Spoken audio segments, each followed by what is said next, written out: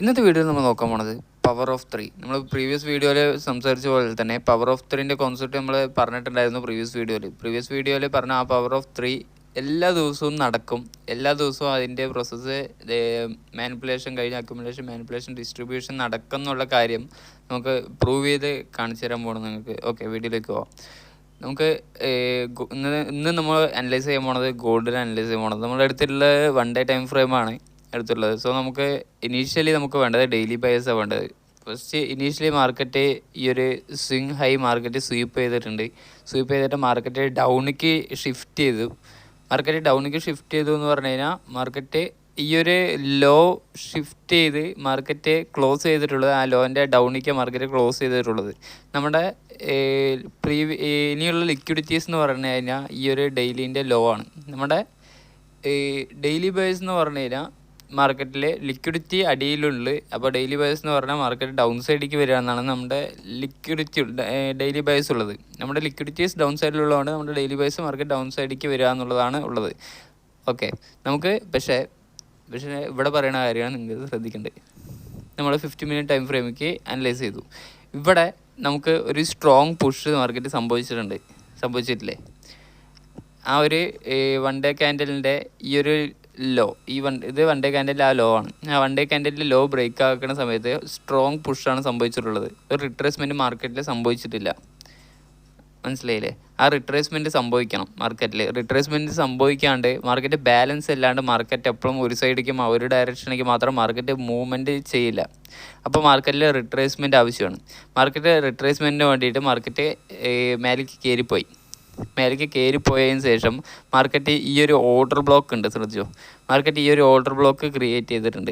ഈ ഒരു order block create ചെയ്ത സമയത്തും മാർക്കറ്റിൽ ഇവിടെയൊക്കെ പെൻഡിങ് ലിക്വിഡിറ്റീസ് മാർക്കറ്റ് ക്രിയേറ്റ് ചെയ്തിട്ടുണ്ട്. മാർക്കറ്റ് ലിക്വിഡിറ്റി ക്രിയേറ്റ് ചെയ്തിട്ടാണ് മാർക്കറ്റ് ഡൗണിക്ക് വന്നിട്ടുള്ളത്. മാർക്കറ്റ് ഈ ഒരു പുഷിനെ റിട്രേസ് ചെയ്യാൻ വേണ്ടി മാർക്കറ്റ് മേലെ പോയി. മാർക്കറ്റ് എന്തുകൊണ്ടാണ് ഈ ഒരു ലോ അടിച്ചില്ല? നമ്മുടെ ഡെയിലി ബയേഴ്സ് ഡൗണിക്കാണെന്നുണ്ടെങ്കിലും എന്തുകൊണ്ടാണ് ഈ ഒരു ലോ അടിച്ചില്ല? കാരണം ഇവിടെ ലിക്വിഡിറ്റീസ് ഉണ്ട്.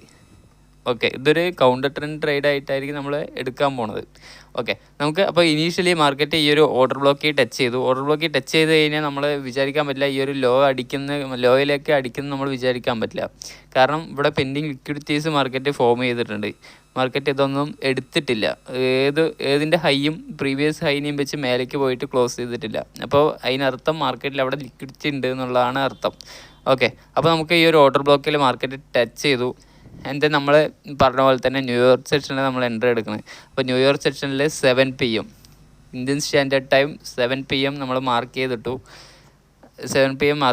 അതാണ് നമ്മുടെ ഓപ്പണിംഗ് പ്രൈസ് ആയിട്ട് നമ്മൾ കൺസിഡർ ചെയ്യുക. നമ്മൾ പറഞ്ഞിട്ടുണ്ടായിരുന്നു ഒരു ദിവസം മാർക്കറ്റ് ബുള്ളിഷിലേക്കാണ് പോകണമെന്നുണ്ടെന്ന് വെച്ച് കഴിഞ്ഞാൽ മാർക്കറ്റിൽ ബീറിഷിലോട്ട് ആദ്യം മാർക്കറ്റിൽ ഇനീഷ്യലി ഒരു ഫേക്ക് മൂവ്മെൻറ്റ് മാർക്കറ്റ് തരണം, ഒരു സ്യൂഡോ മൂവ്മെൻറ്റ് തരണം, ഒരു കബളിപ്പിക്കാൻ വേണ്ടിയിട്ട് മാർക്കറ്റ് ഒരു മൂവ്മെൻറ്റ് ഇനീഷ്യലി തരും. എന്നിട്ടാണ് മാർക്കറ്റിൻ്റെ ഡയറക്ഷൻ കണ്ടിന്യൂ ചെയ്തു പോകുക. അപ്പോൾ ഇവിടെ നമുക്ക് ബുള്ളിഷിലേക്കല്ലേ നമ്മൾ എൻട്രി പറഞ്ഞിട്ടുണ്ടായിരുന്നു. കാരണം എന്താ? നമുക്ക് ഇവിടെ ലിക്വിഡിറ്റീസ് ഉണ്ട് മാർക്കറ്റിൽ. അപ്പോൾ ഇവിടെ മാർക്കറ്റിൽ ലിക്വിഡിറ്റീസ് ഉള്ളതുകൊണ്ട് നമുക്ക് മാർക്കറ്റ് ഈ ഡൗൺ സൈഡിലേക്ക് നമുക്ക് പ്രതീക്ഷിക്കാം. ഈ 7 PM തുടങ്ങിയതിന് ശേഷം ഞാൻ അതിൽ എന്തുകൊണ്ടാണ് അപ്പ് സൈഡിലേക്ക് ട്രേഡ് എടുക്കാൻ ഞാൻ പറയണം. കാരണം ഇവിടെ 7 PM തുടങ്ങിയതിന് ശേഷം നമുക്ക് ഇനീഷ്യലി ഈ ഒരു ഹൈ സ്വീപ്പ് ചെയ്തിട്ട് വേണമായിരുന്നു. ഈ ഒരു 7 PM തുടങ്ങിയതിന് ശേഷം മാർക്കറ്റ് ഇനീഷ്യലി ഈ ഒരു ഹൈ സ്വീപ്പ് ചെയ്തിട്ട് മാർക്കറ്റ് ഒരു ഡൗൺ ഷിഫ്റ്റ് തരികയാണെന്നുണ്ടെങ്കിൽ ഞാൻ ഡൗണിക്ക് എൻട്രി എടുത്തേനെ. പക്ഷേ മാർക്കറ്റിൽ ഇവിടെ സംഭവിച്ചിട്ടുള്ളത് മാർക്കറ്റ് ഈ ഒരു ഓർഡർ ബ്ലോക്ക് ടച്ച് ചെയ്തു. മാർക്കറ്റ് തുടങ്ങിയപ്പോൾ തന്നെ മാർക്കറ്റ് ഡൗൺ സൈഡിലോട്ട് വന്നു.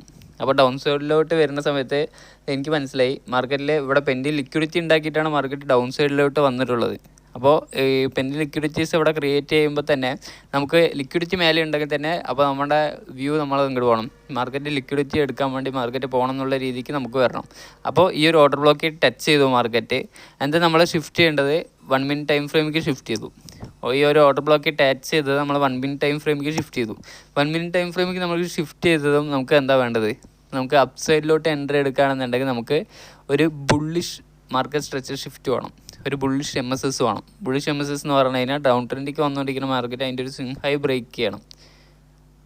അതാണ് ഈ ബുള്ളിഷ് മാർക്കറ്റ് സ്ട്രക്ചർ ഷിഫ്റ്റ് എന്ന് പറയുന്നത്. അപ്പോൾ ഇവിടെ മാർക്കറ്റ് ആ ഒരു സ്വിങ് ഹൈ ബ്രേക്ക് ചെയ്തിട്ടുണ്ട് വിത്ത് ആൻ FEG. പക്ഷെ ഇവിടെ കൂടുതൽ FEGs ഉണ്ട്. ഇതിൽ എനിക്കൊരു പ്രീവിയസ് വീഡിയോയിലൂടെ ഡൗട്ട് കമൻറ്റ് വന്നിട്ടുണ്ടായിരുന്നു.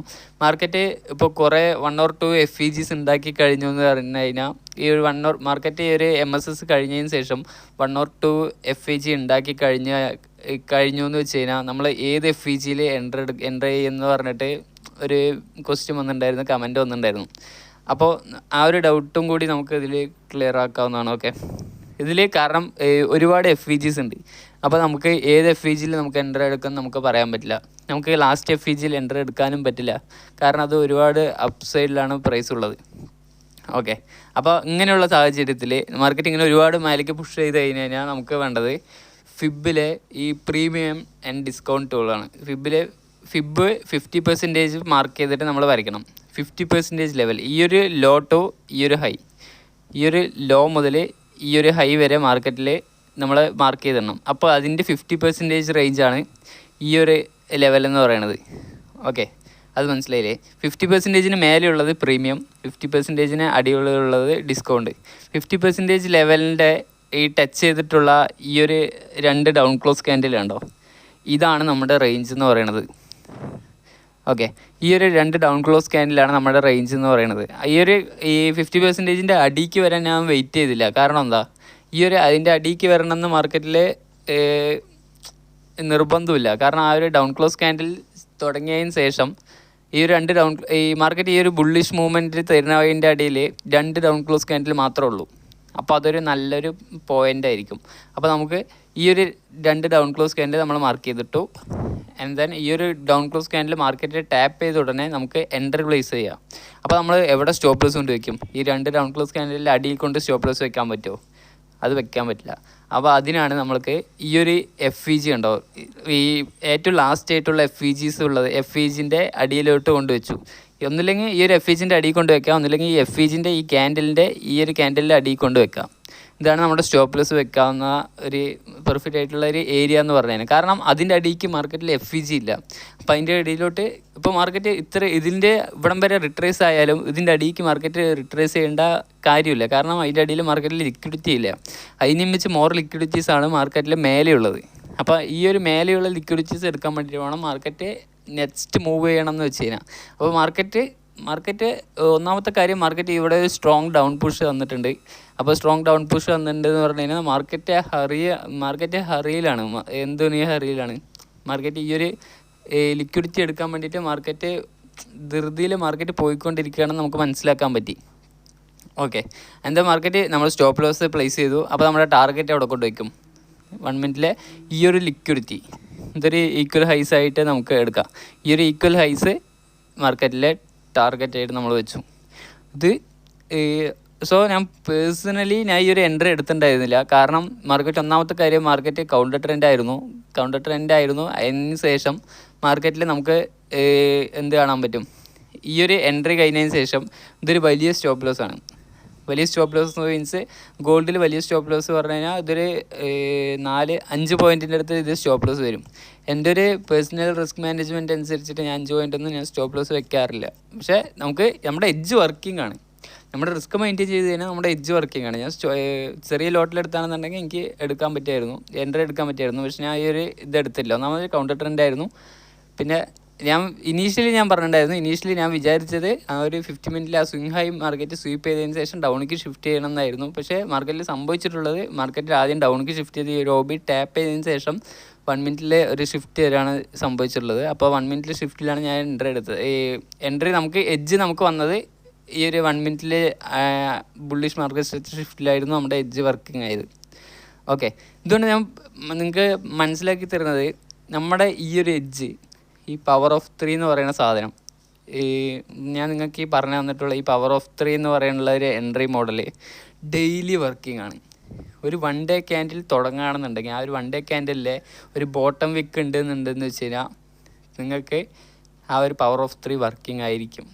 മോസ്റ്റ്ലി കൂടുതൽ നിങ്ങൾക്ക് കൂടുതൽ ദിവസങ്ങളിൽ ഇപ്പോൾ ഒരു 10 ദിവസത്തിലെ ഒരു 8-7 ദിവസമെങ്കിലും ഈ ഒരു എൻട്രി മോഡൽ നിങ്ങൾക്ക് വർക്കിംഗ് ആയിരിക്കും.